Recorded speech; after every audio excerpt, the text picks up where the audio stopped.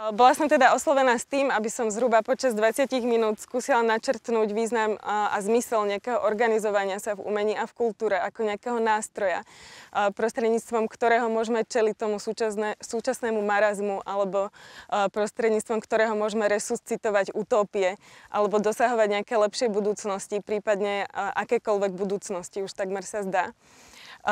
Väčšinou ja nie som oslovená úplne s nejakými, aby som predniesla nejaké úplne nádejplné príspevky, tak robila som, čo je v mojich silách, snáď to nejako vydá.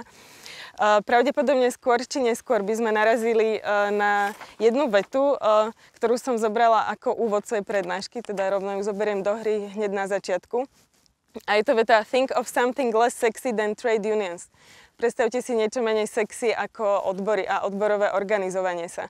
A podľa mňa v tejto vete sú obsiahnuté také dva základné predsudky. Jednak to, že teda odbory sú nejaká prežitá, skosnatelá, potuchnutá inštitúcia a nejaký prežitok bývalých režimov. A zároveň ale aj nejaké až triedne vymedzovanie sa umelcov a umelkyň a celej umeleckej sféry od práce ako takej.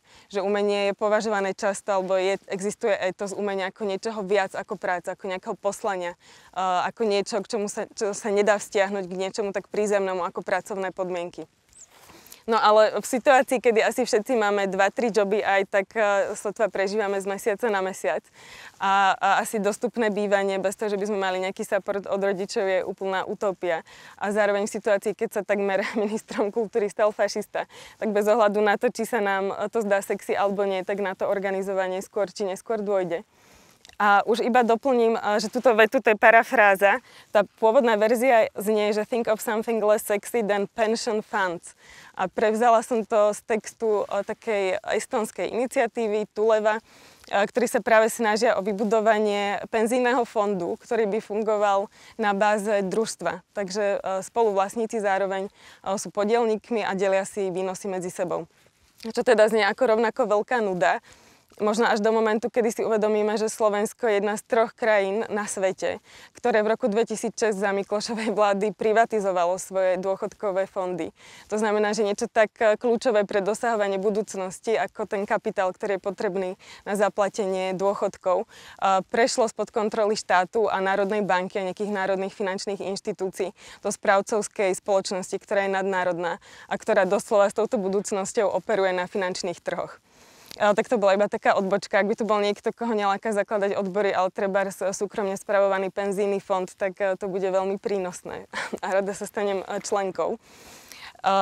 Možno v tomto uvažovaní ešte o tom, že či sú odbory dosť sexy, sa zároveň ukrýva taká kritika, že tá klasická agenda odborov, ako angažovanie sa za zlepšenie pracovných podmienok, za nejaké férové odmeňovanie, nejaké aktivity proti trebárs falošnému samozamestnávaniu a tak ďalej, ktoré sú totálne kľúčové a dôležité.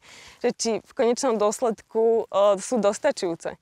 Že či by sme nemali ešte sa snažiť o niečo viac, a to je zrušenie práce ako takej. A v rámci tohto utopického rámcovania tohto eventu som si tak uletela, alebo som si povedala, že sa pokúsim ísť týmto smerom. Nie je to akoby nič až tak prevratne nové. Okolo roku 2015 tým prišli ľavicoví akceleracionisti, ale toto uvažovanie o tom, že či práca vôbec zodpovedá tomu, akým spôsobom sa vyvíjajú naše spoločnosti, je staršie. Nebudem robiť nejaký ako detailný exkurs do minulosti, začnem v nejakom veľmi konkrétnom bode. A to je polovica 60. rokov, teda tá fáza ešte Star Treku, nie Star Wars, kedy vznikali veľmi, ako z môjho hľadiska aj pre súčasnosť, inšpiratívne texty a uvažovania o tom, čo znamená vedecko-technická revolúcia, aké bude mať dopady na ďalší vývoj spoločnosti, na našu každodennosť a vôbec na to, ako je ponímaná práca. A v tomto období, v roku 64 a 66, vznikli 3 také kľúčové texty vo veľmi rôznych geopolitických kontextoch. Tým prvým textom sú Réflexions pour 1985, reflexie pre rok 1985 vo Francúzsku, The Triple Revolution v USA, to obidva vznikli v roku 64, a potom práca Civilizácia na rozcestí, Radovana Richtu a kolektívu v Československu, tá vznikla o 2 roky neskôr, v roku 66.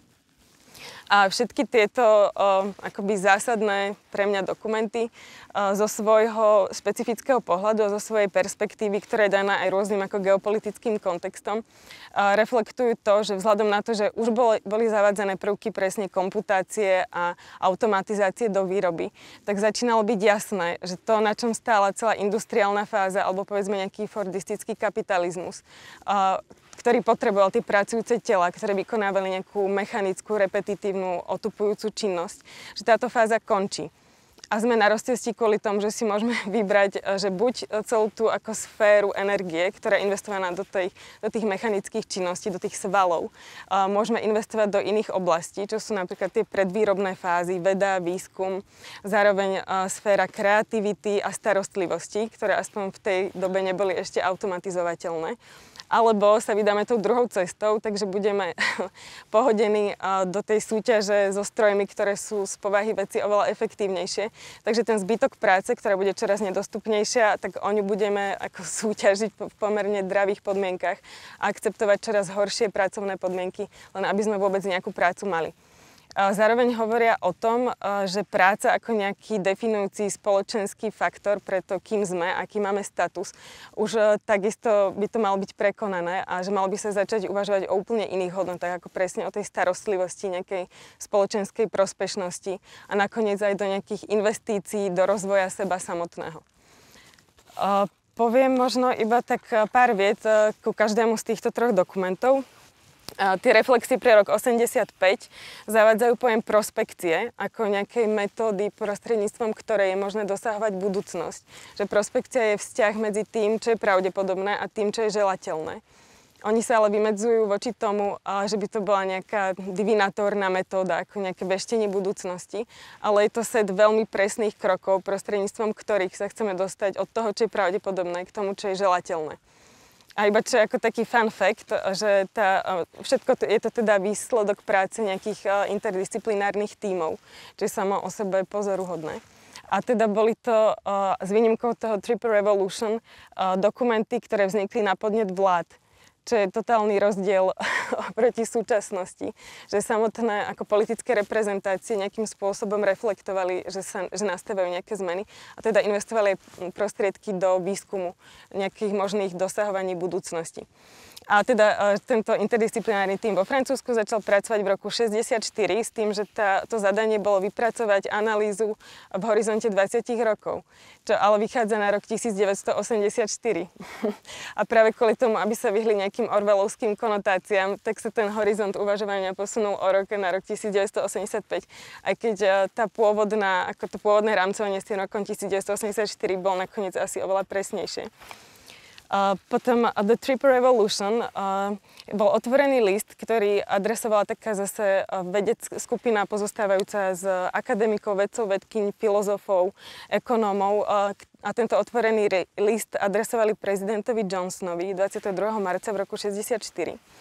A tam práve poukazujú na ten paradox, že hoci už tie výrobné prostriedky alebo tá produkcia je tak efektívna na to, aby dokázala pokryť potreby každého jedného obyvateľa a obyvateľky Spojených štátov, tak zároveň s tým narastá masa ľudí, ktorí žijú v čoraz nedôstojnejších podmienkach pod hranicou chudoby a sú odkázaní na nejaké sociálne dávky a proste systém toho welfare štátu, nejakého sociálneho štátu a zároveň sú spoločensky stigmatizovaní ako tí, čo proste neprispievajú spoločnosti, iba ju vyciciavajú. A oni presne hovoria o tom, že trh sám o sebe nedokáže vyriešiť tento problém, pretože je z podstaty veci založený na tom, že vyťažuje nerovnosti. Takže kľúčom teraz nie je, ako zvýšiť produktivitu, ale ako nastoliť nejakú spravodlivejšiu redistribúciu tej nadhodnoty, ktorá vzniká touto efektívnejšou produkciou. A jeden z tých nástrojov, ktorý navrhujú, je práve základný bezpodmienečný príjem. Jeden z tých iniciátorov listu bol Robert Theobald, čo je ekonóm a filozof, a on je práve jeden zo strojcov tohto pojmu ako takého. A zároveň hovoria takú veľmi peknú vetu. Ja by som možno prečítala ten citát a je to v pohode, že on je v angličtine, ja som ho neprekladala. Je to pre každého v pohode? Keď tak potom urobím nejaké rezume. As machines take over production from men, they absorb an increasing proportion of resources, while the men who are displaced become dependent on minimal and unrelated government measures, unemployment insurance, social security, welfare payments. These measures are less and less able to disguise a historic paradox, that a substantial proportion of the population is subsisting on minimal incomes, often below the poverty line, at a time when sufficient productive potential is available to supply the needs of everyone in the US. To je vlastne to, čo som povedala, ale okrem toho hovoria, že our economic, social and political institutions exist for the use of man and that man does not exist to maintain a particular economic system. Takže totálne prevracajú tú klasickú perspektívu, že my sme, to je vlastne tiež taký mechanický obraz, ako nejaké súčiastky, ktoré udržiavajú ten stroj spoločenský v chode. Ale v skutočnosti by to malo byť presne naopak. Že tá spoločnosť a všetky systémy politické, ekonomické a tak ďalej by mali existovať pre naše potreby. A teda v súčasnosti by sme mohli doplniť, že nie iba pre potreby ľudí. Vlastne v tomto sa skoro doslova zhodujú so zisteniami alebo s výstupmi toho kolektívu Radovana Richtu, ktorý hovorí, zase to zacitujem, podľa svojich predstav robotník vyrábal, aby mohol žiť. V skutočnosti žil, aby mohol denne opakovať určité procesy v rozšírenej reprodukcii kapitálu. Pre väčšinu sa ľudský život redukoval na úroveň obnovy, reprodukcie pracovnej sily. Vo veľkej časti tejto práce ani tu človek bezprostredne nerealizuje sám seba a svoju potrebu. Nenachádza v nej svoje obohacovanie, že v nej skrátka nežije, ale zarába si na život, ktorý začína až po práci. A to vlastne je presná zhoda. Oni o sebe aj vedeli, že Richter reflektuje, odkazuje práve na ten dokument The Triple Revolution. Ak teda v tom americkom modeli navrhujú nejaký centralizovanejší ekonomický systém, ktorý by fungoval na báze základného bezpodmienečného príjmu, tak pre prácu tohto kolektívu československého bola vedecko-technická revolúcia tým medzičlánkom, ktorý umožní v tom ako marxistickom členení a periodizácii dejín. Je to ten prechodný článok, ktorý umožní nastolenie beztriedneho komunizmu. Čo samozrejme v USA si nikto nikdy nemohol dovoliť povedať. A zase v tomto prípade toho beztriedného komunizmu, on zase hovorí, akoby v niečom poukazuje na tú opačnú dynamiku, že ak v USA hovoria, že treba ten ekonomický systém nejakým spôsobom centralizovať, tak Richter a kolektív hovoria, že bude treba nejakým spôsobom uvoľniť takú rigidnosť tých procesov, na ktorých fungovala tá súdobá ekonomika, a hovoria o vývoji nového typu robotníka. Západonemeckí priemyselní psychológovia charakterizujú tieto zmeny ako znehodnotenie typu klasického robotníka, robota, svalovca s úzko špecializovanou rutinou, bez sklonov k vlastným nápadom v prospech typu pytliaka, v ktorom sa spája niekoľko profesí, ktorý sa vyzná v situácii, má pohotový a samostatný úsudok, dokáže sa presadiť nezávisle od predpisov. A mne sa zdá, že tieto charakteristiky totálne sedia s akýmkoľvek pracovným inzerátom v súčasnosti. To, čo sa vyžaduje, je flexibilita, schopnosť poradiť si, zapájať svoje kreatívne schopnosti, vyznať sa v situácii, byť samostatný, odkazaný sám na seba a tak ďalej. Akurát v ponímaní ešte toho kolektívu v polovici 60. rokov bolo toto potenciálne oslobodzujúce z tej repetitívnej, otupujúcej mechanickej práce, kdežto my dobre vieme, že v súčasnosti skôr čelíme presnému opaku. Že nenastal ani beztriedny komunizmus, ani demokracia podmienená základným bezpodmienečným príjmom, ale že vedecko-technická revolúcia nakoniec umožnila expanziu kapitalizmu do nejakých sfér, kde predtým nemal prístup. Čiže povedzme naša afektivita, naše kognitívne schopnosti, naša pozornosť, naša kreativita. A teraz teda urobím taký preskok cez celú fázu tých 70. rokov a betonovania kapitalistického realizmu až do 0. rokov. A to je podľa mňa strašne, alebo to som si ja zadefinoval ako veľmi výstižný protiobraz toho, čo nastalo. A dvojica antropologov Komarov and Komarov hovoria o tom, že vzniká počas éry nejakého flexibilného zamestnania nejaká trieda zombies na čiastočný úväzok, ktorí drú počas noci pre svojich pánov. Takže od tej predstavy to ako spoločnosti, ktorá investuje tú nadhodnotu do rozvoja seba samej, starostlivosti, a povedzme nejakých medziľudských vzťahov a spoločenskej prospešnosti. Sme v tom stave, kedy sme skôr tí part-time zombies, ktorí po nociach pracujú pre svojich ani nie už zamestnávateľov, pre zadávateľov projektov. Takže sa stal presný opak toho a namiesto nejakého emancipačného potenciálu technológií sa stali iba nástrojom nejakej ďalšej extrakcie alebo nejakého útlaku na inej rovine. Takisto citujú ten vtip, ktorý som ja nejako proste naň odkázala v úvode, že v 90. rokoch koloval v USA vtip, ja ho zacitujem: "Sure, there are plenty of jobs to be had. At the moment I have 3 and I still can't afford to eat." A potom je tu druhý obraz, ktorý je pre mňa veľmi výstižný z hľadiska toho, že v čom teraz žijeme a ako pracujeme. A to je obraz textu Hito Steyerl z roku 2011 In Free Fall.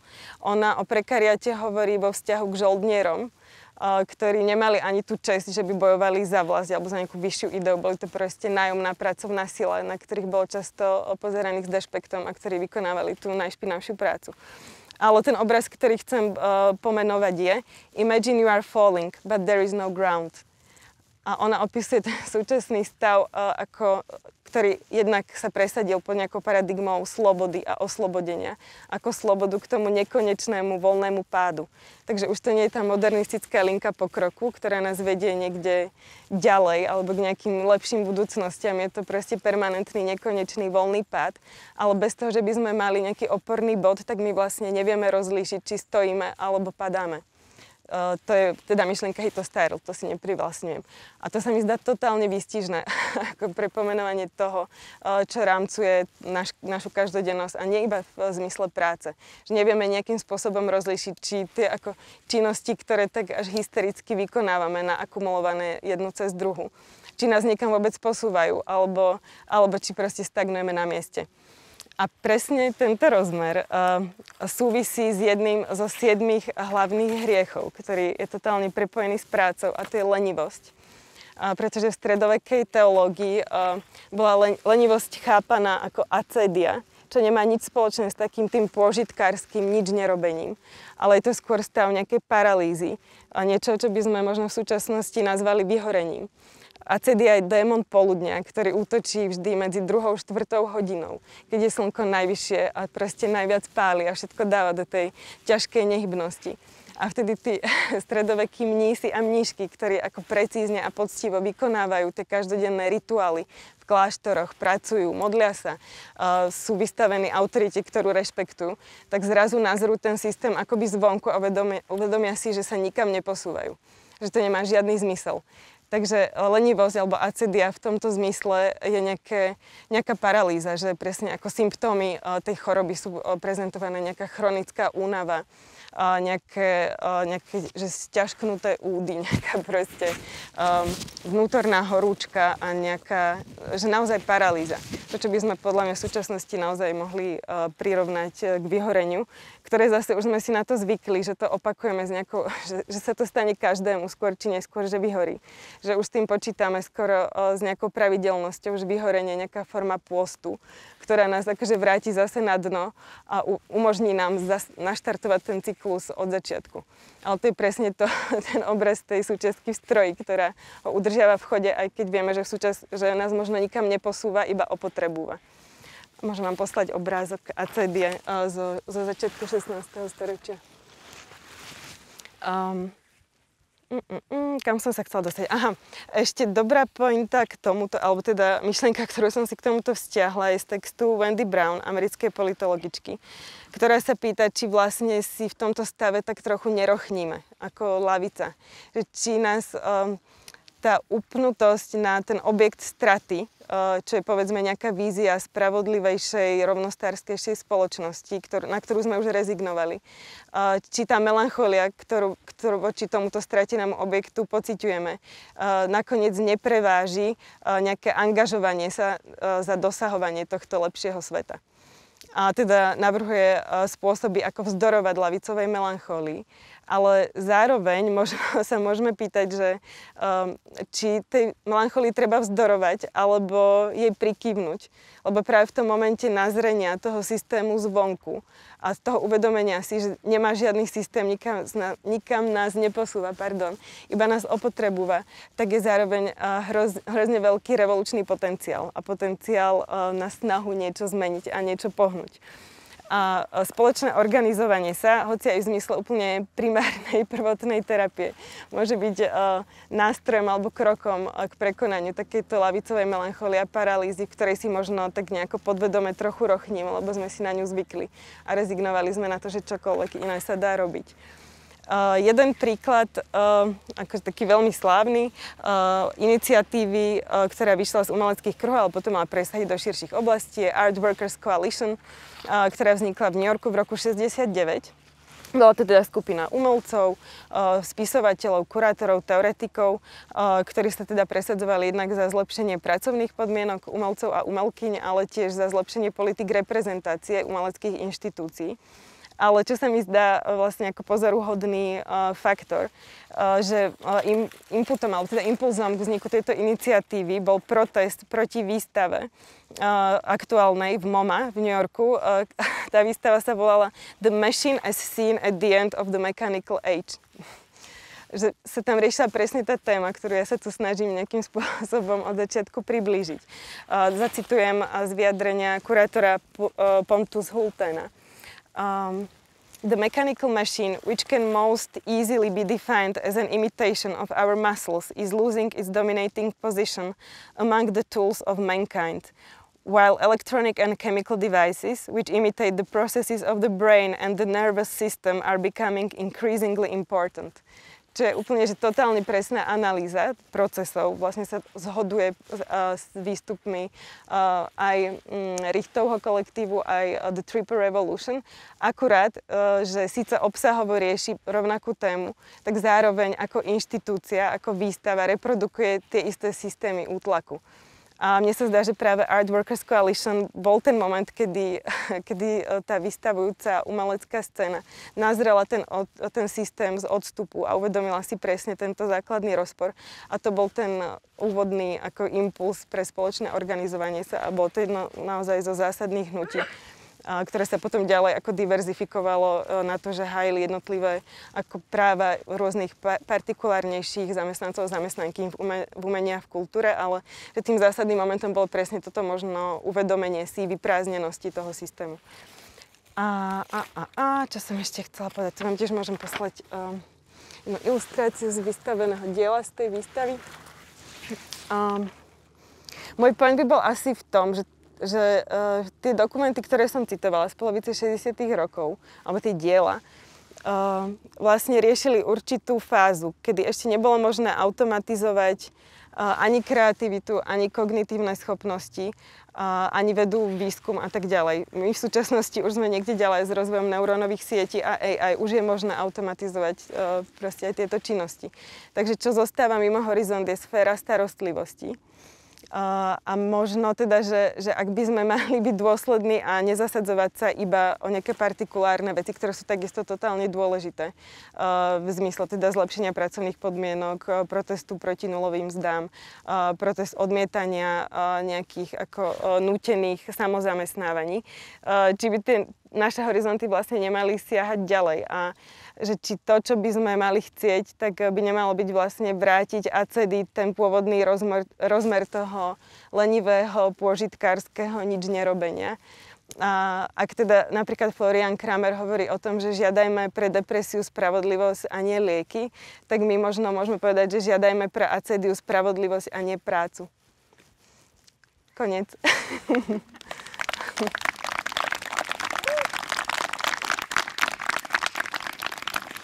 Ďakujem.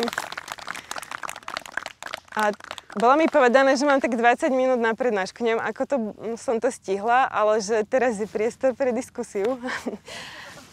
A ak by to viazlo, tak tu mám ešte svoje rôzne obľúbené citáty súvisiace s prácou a s prekarizáciou, tak vám ich môžem tak rozposlať. Môžete si nejaký vylosovať a prípadne sa rovno vzťahnuť k nim.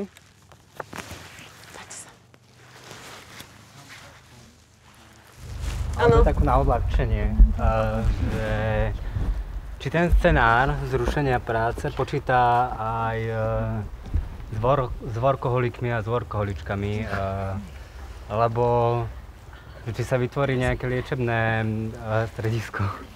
Nepracovné tábory. Nepracovné tábory. Odvykačka. Hej, to je podľa mňa krásna imaginácia takýchto odvykačiek pre workoholikov, ktorých sme schopní začleniť do tej našej krásnej spoločnosti luxusného komunizmu. A ešte druhá otázka. Ohľadom toho spájania, že keď to stiahneme na našu lokálnu umeleckú scénu, že je celá rozhadaná, tak to poviem. Áno.